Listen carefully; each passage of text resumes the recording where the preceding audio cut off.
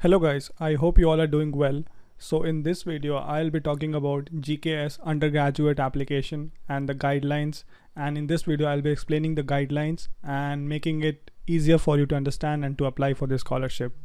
Now, as you know from my starting of the video that how you can download the guidelines. So now let's read the guidelines and try to understand the process. So here you can see the guidelines. So after you download the guidelines, you will have the three files, that is this application guideline, application forms, and university information. So if you right click on here and let's say extract here, so you will have a lot of university application information. So all the informations are here, so you can just click a university and then read more about it, available departments, and maybe for undergraduate degree, UIC, different types of programs are there, so you can read about those university from that zip file. So in this video, I'll be talking about the guidelines basically. So this is the guideline, and let's say, so if you move ahead in the guideline, you will see different type of programs available. So there are two types of program, associate degree and bachelor's degree. So bachelor degree is like 1 year plus 4 years, so it's like 5 years, and this is like 1 year plus 3 years, so it's like 4 years. So, and this is the quota. So as you can see, for embassy track it's total 81, and for university is 119. Okay, now moving ahead. So moving ahead, these are the university for embassy track. So type A and type B.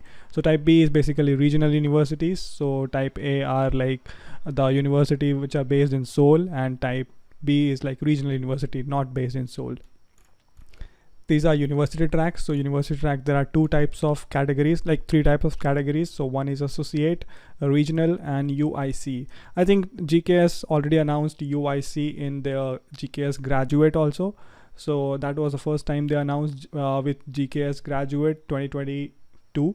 And this year again, they have announced GKS UIC for undergraduates. So it's good. So these are the universities available, like as you can see for UIC category, bachelor's degree program, these are the available universities. Now for associate degree program, these are the available universities, only 2 universities. For regional categories, there are a lot of universities, as you can see. Now moving ahead to the quota of embassy track. Now let me make a process like how it's gonna be taking place. So for embassy track, you will have to take a note of embassy in your country. Let's say if you are from India. So as you can see, for India, there are 2 quota for embassy tracks. So if you are from India, so what you have to do is that you go to Google, you type Korean embassy in India, and you check their website. They will have some notification of GKS undergraduate. If they have not yet, so maybe you have to wait a little bit, and then they will be announcing it. So don't worry, keep checking the website of embassy. So this is about the quota for embassy track, and again the quota for university track. So as you can see, the first category is UIC.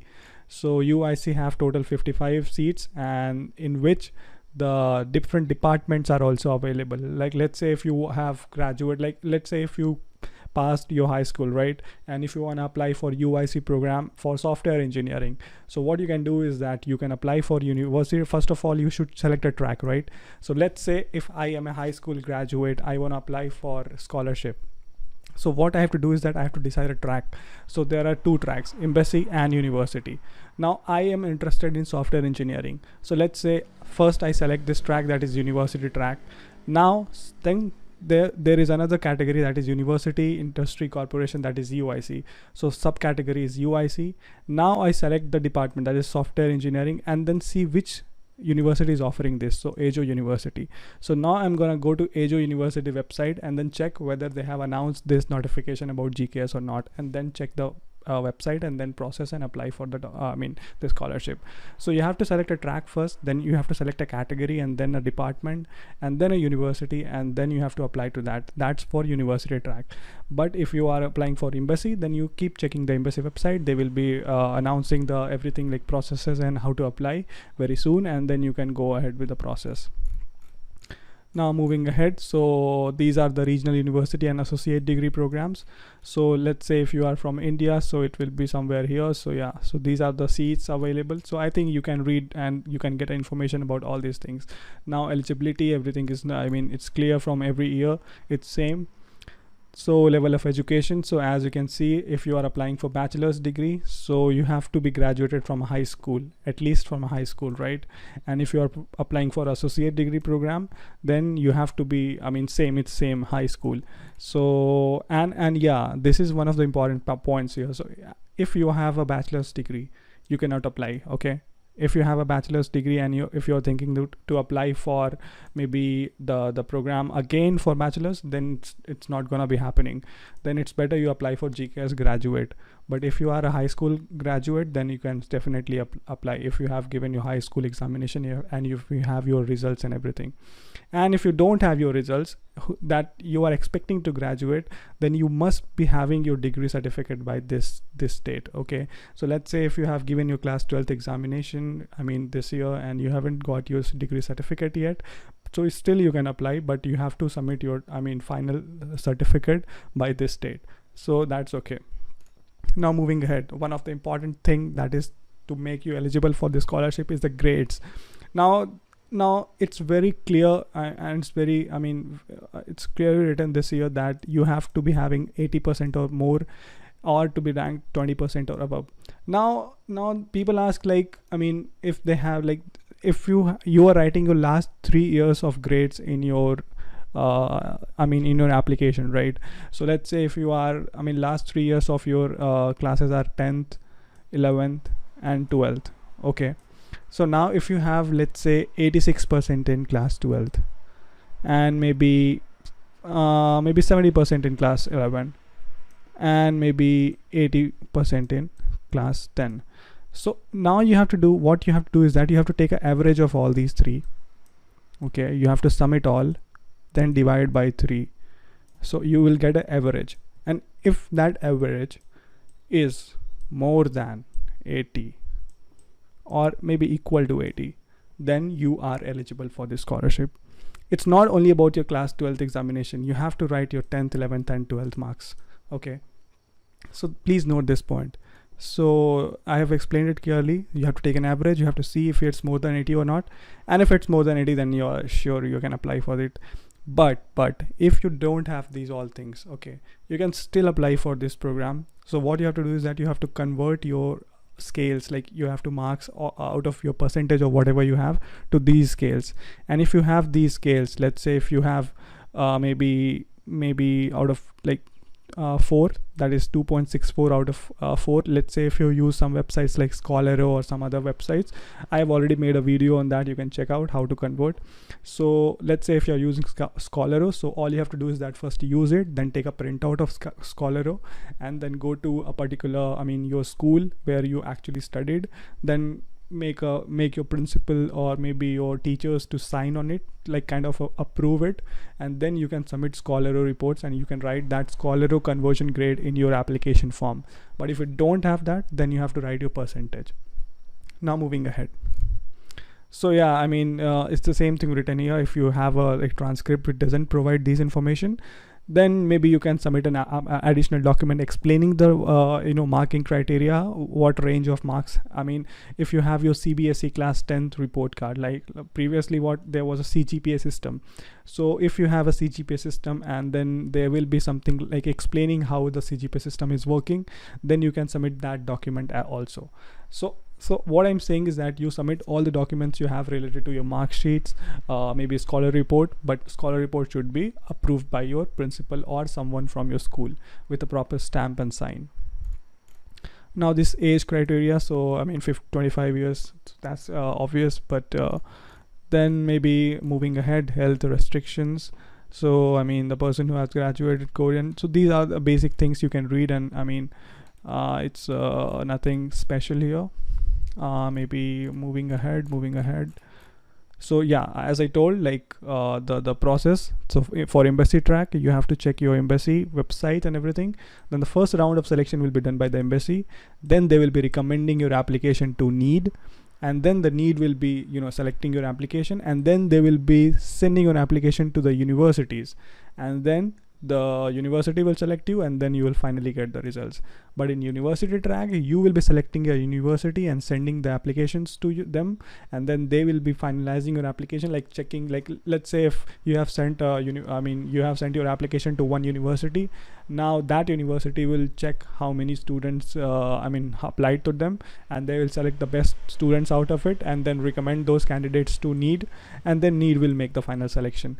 So it's like same process like applying from embassy or university, but in embassy track you can apply to 3 universities. Now these are the schedule which you can go through and take an information.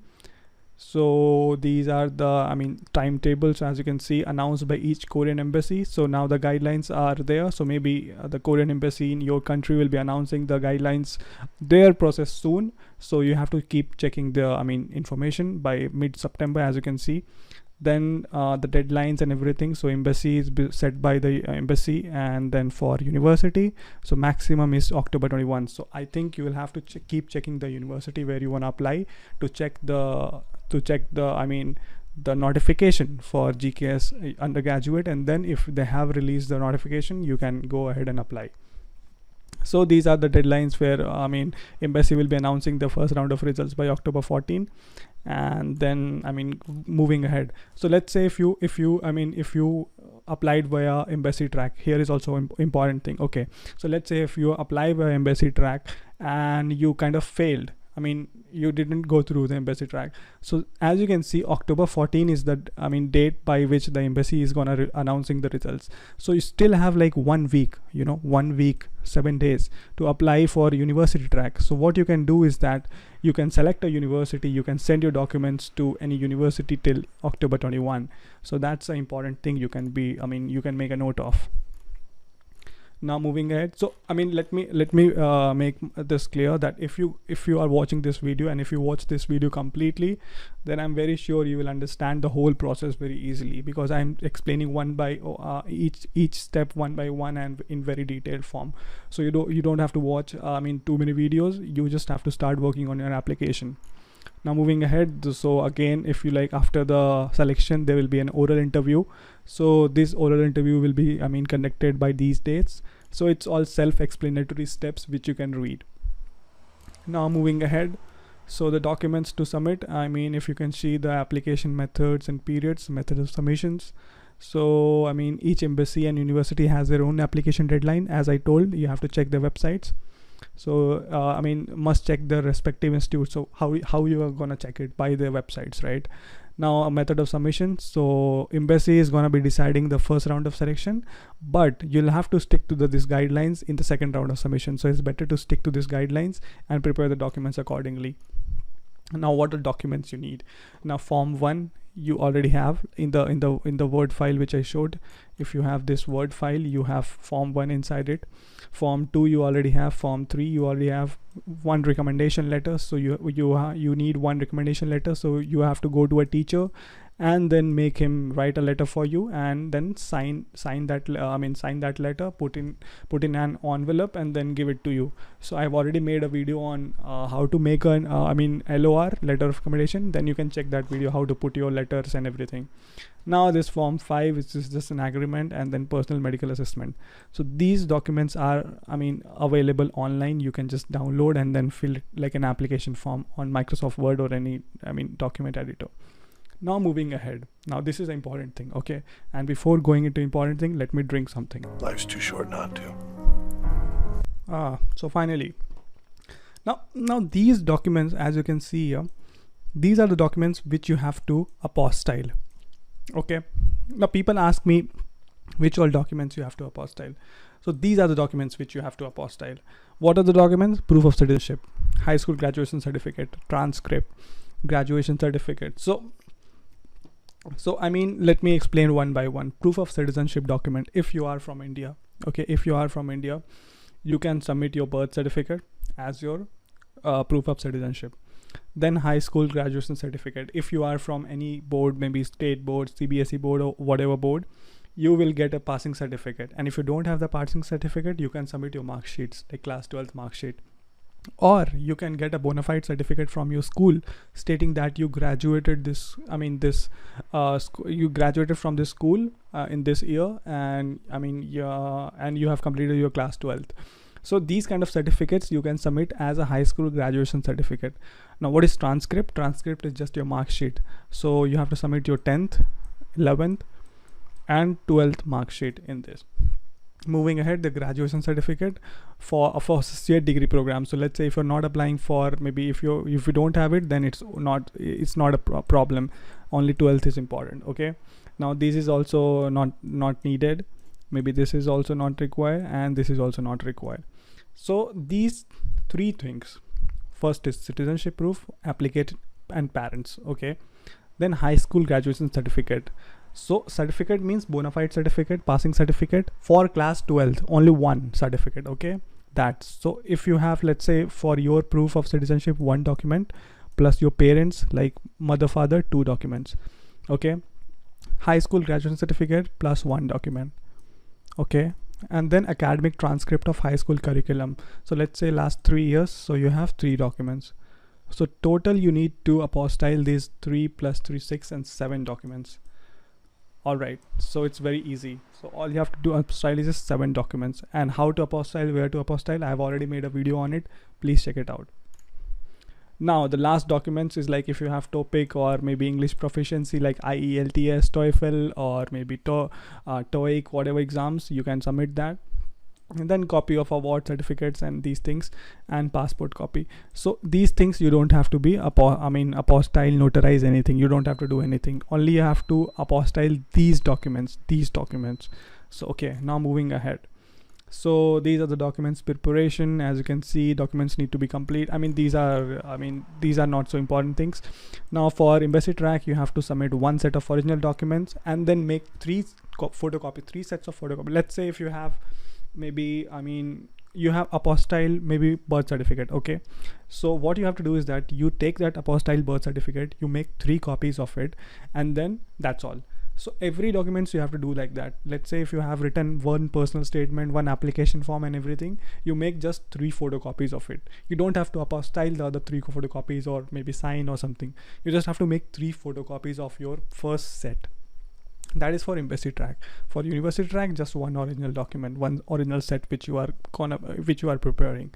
Now moving ahead with the submission requirements. So you have to be writing in English or Korean, must be apostille. So these are the certificates, required certificates I was telling about.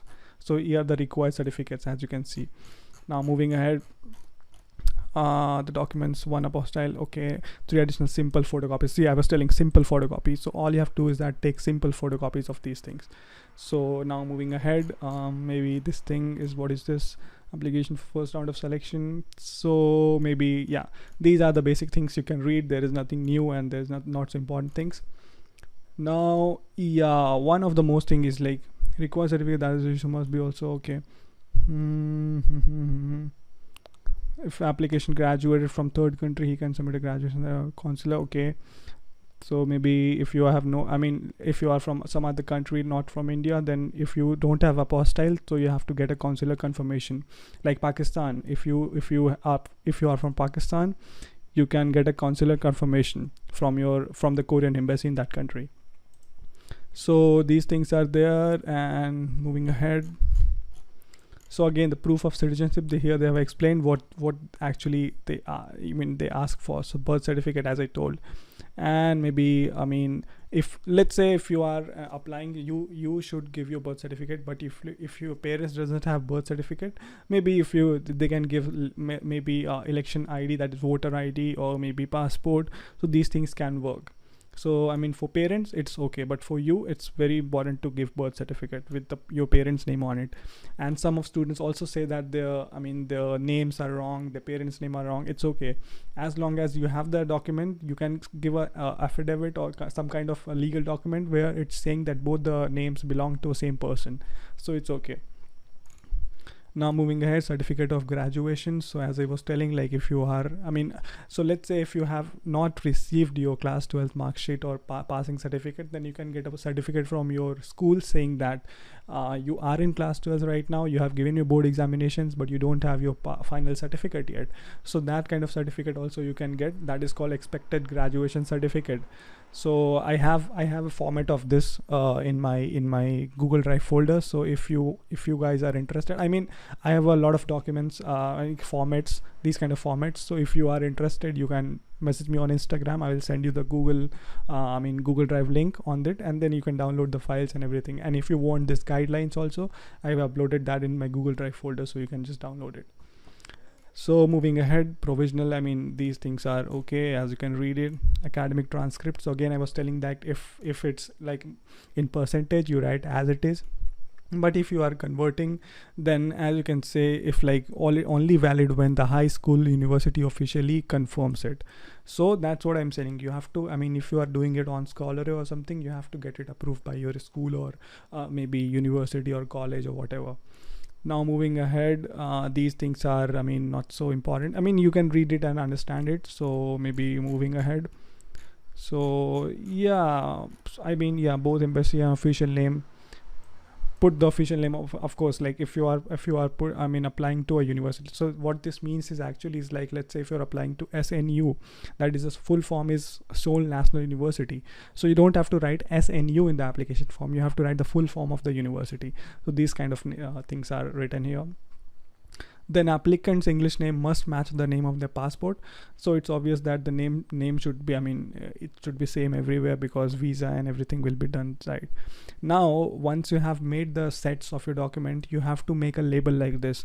So what you can do is that you can print not print a page, but maybe you can make a label like this in a rectangular. You can give a number of the document, I mean the name, a serial number of the document, and then write the name of what document is that, and paste on the top right corner. So let's say if this is my document, so I will be putting here the label, so like this label, and then attaching it by some paper clip or something.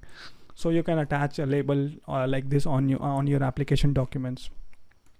So all the applications should be on A4 size and everything. Then up to 3 universities for university track, it's obvious. Moving ahead, for university track, you can only fill 1 university, so you can select a university and send your documents to that university. Now for evaluation, so these things will be reviewed, like citizenship, academic grades, and these things in competency. I mean, so everything will be there. I mean, it's overall, no one knows what's going behind the doors, but what you can do is that you can apply with full motivation and confidence. So if you have some topic results and maybe English proficiency results, there will be some kind of plus point for your application. So these are the medical assessment. This will be happening later on, and the announcement and everything. So yeah, this is. Yeah, so these are the things which you need to prepare after you got the GKS. So this is not so important thing. So this is the scholarship information again, benefits. So these are the benefits you'll be getting, and they are the what are the important notes you can go through. So these are not so important thing. And if you have any questions about the documents, I'm saying it again, if you have any problem of the documents, like if you're not sure that will the document work or not, please directly email to this person, this email ID, and wait for their reply, because they are the final people who is going to be reviewing a document. And if they say yes or no, whatever, so that will be the most valid information. So better you reach out to the embassy of your country, and if not, then reach out to these people, this email ID. So these are the conversion table. Many people use this, but I'm still skeptical about using this, because let's say if you use this, so you have to be using it very properly, very carefully. So this is a range of the values. So let's say if you have 80%, so if what you write like 2.64 to 2.71, it's still skeptical what you have to write. So maybe you can use Scholarly directly and then write something, write the grades and get it approved by your university. Don't just blindly copy paste from this conversion table. These are the Korean embassies which you can check through and get through. So yeah, so actually we have covered the whole guidelines. So I hope I was able to make a sense of this whole application guideline and what the documents you need and how to apply and how to write your marks and everything. So if you have actually, you know, liked this video, so I'll suggest you to please go through this video and try to understand the guidelines, and then start preparing these documents, the application form, personal statement. These are very important things. And then if you have, I mean, if I get a good response on this video, then soon I will be making a video on maybe how to fill these application forms. So this is the Word file, so I will show you. So this is the Word file. So if I get a good response on that video, the guidelines video, then I will be showing you how to fill this application form.